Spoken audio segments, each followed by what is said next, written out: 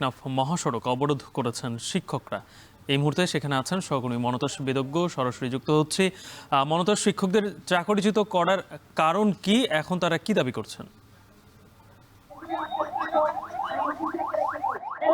গালিব, মূলত তহবিল সংকটের কারণে এই শিক্ষকদের চাকরিচ্যুত করা হয়েছে। গত জুন মাসে মূলত তাদের যে চাকুরির মেয়াদ সেটি শেষ হয়েছে বলে চাকুরিদাতা যে সংস্থা ইউনিসেফ তারা জানিয়েছে, এবং এরপর থেকেই মূলত আমরা দেখেছি যে কক্সবাজারে আন্দোলন হয়েছে, এবং এই আন্দোলনের প্রেক্ষিতে আসলে বিভিন্ন সময় তাদেরকে আশ্বাসও দেওয়া হয়েছে তারা শিগগির হয়তো তাদেরকে এই ধরনের তহবিল সংকট যদি কেটে যায় সেক্ষেত্রে চাকরিতে পুনর্বহাল হতে পারে, করা হতে পারে, এই ধরনের আশ্বাসও তারা পেয়েছিলেন। এবং এর প্রেক্ষিতে কিন্তু আমরা দেখেছি কিছুদিন তারা এই আন্দোলনকে স্থগিত রেখেছেন, তবে আবারও আজকে থেকে গত 4 দিন ধরে আসলে তারা নানা কর্মসূচি পালন করে আসছিলেন, এবং আজকে সকাল 7টা থেকে কক্সবাজার টেকনাফ যে মহাসড়কটি রয়েছে এই সড়কটি আবার কক্সবাজার চট্টগ্রাম মহাসড়কের সাথেও যুক্ত হয়েছে, এবং টেকনাফের উখিয়া উপজেলার যে কোটবাজার এলাকা এই অংশটিতে মহাসড়ক তারা অবরোধ করেছেন সকাল 7টা থেকে। এখন আমরা দেখছি যে শিক্ষকদের অনেকেই এখানে সড়কে অবস্থান নিয়েছেন এবং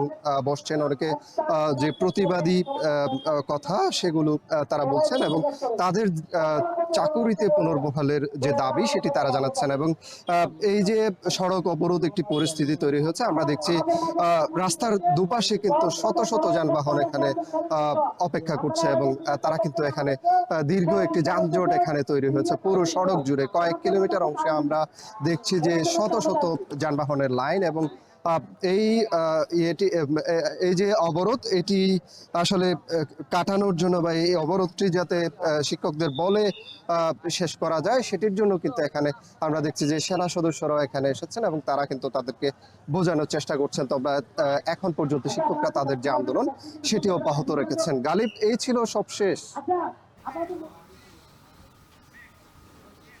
কক্সবাজার থেকে যুক্ত ছিলেন সহকর্মী মনতোষ বেদজ্ঞ।